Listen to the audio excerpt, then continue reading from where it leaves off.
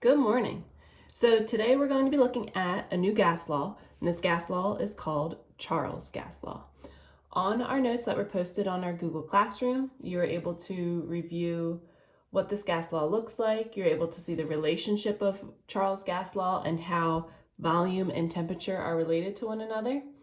And we should have seen that it was a directly proportional relationship. So what that means is as volume goes up, temperature goes up, or as temperature goes down, volume goes down.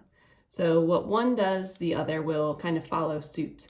So we're going to look at a couple of calculations together. We're going to try out number 4 together, and then I'm going to give you an opportunity to try number 5 and 6 here on the Ed puzzle. Tomorrow, or the next time that our class meets, I will be posting the answer key so you'll be able to ask any questions if you're having issues with any of these problems, and please feel free to reach out. So let's go ahead and get started with number 4. A large balloon contains 5 liters of carbon dioxide at 27 degrees Celsius. Okay, so they tell me it contains 5 liters. When I see liters, I know that's representing a volume. So I'm going to go ahead and label that as V1. So V1 is going to be 5.00 liters. And it tells us that it's at 27 degrees Celsius. Celsius is a unit for temperature. So I know that T1 will be 27 degrees Celsius. When we're using any of these gas laws, Boyle's law, Charles' law, or really any of the other gas laws we'll see in this chapter, we have to remember to convert our temperature units to Kelvin. So we do that by adding that number that we've seen a few times, which was 273. So when we add that to 27, we should find that T1 will be 300 K. Then it says determine the actual volume of CO2 in the balloon under standard conditions. Okay, so that means that we're changing our conditions so that we'll be left with V2 and T2 under standard conditions, it says, which is STP. STP was in our notes yesterday. We saw it at the beginning of our notes today, and that represents standard temperature and pressure. Standard temperature will always be 273 Kelvin. Standard pressure will always be 1 atm. So when you see something say under standard conditions or at STP values, this is exactly what it is referring to. So it doesn't say what the temperature is, it doesn't say what the pressure is, but we can assume at standard conditions, these are our values. So if we're looking at our Charles gas law, we need our V2. It doesn't tell us what our volume is. Remember, it says we're going to determine that volume. So I'm going to leave that as V2.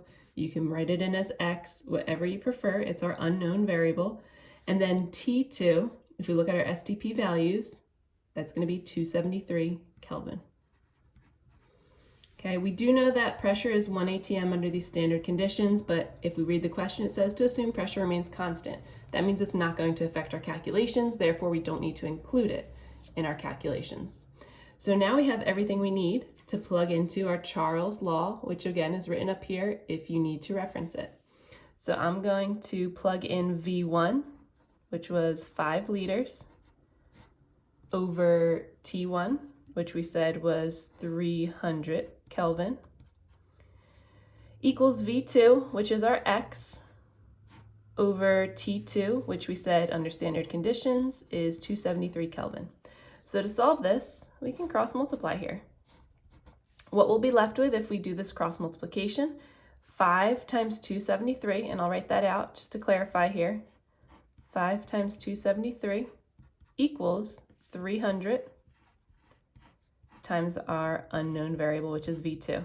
Now it's all nice and it's multiplication, so we just need to multiply 5 times 273, and then we'll divide both sides by 300. Okay, so this should be what we're plugging into our calculator right here. 5 times 273 divided by 300. And if we plug that into our calculator, we should find 4.55 liters is our final volume that we were solving for. If you need to reference this problem again as you answer the problems in our Ed puzzle, feel free to rewind. If you need any of these conversions, I'll leave it right here for a second so you can kind of remind yourself of how to convert to Kelvin if you need to, or if you need any pressure conversions, which in these you shouldn't, since Charles' gas law is only volume and temperature. But you might just want to focus in on this one here. You might need that a couple times. Let me know if you have any questions, and like we said, next class, the answer to these two problems will be posted for you to check. And if you did make a mistake, you'll be able to address those mistakes. Good luck. Talk to you soon.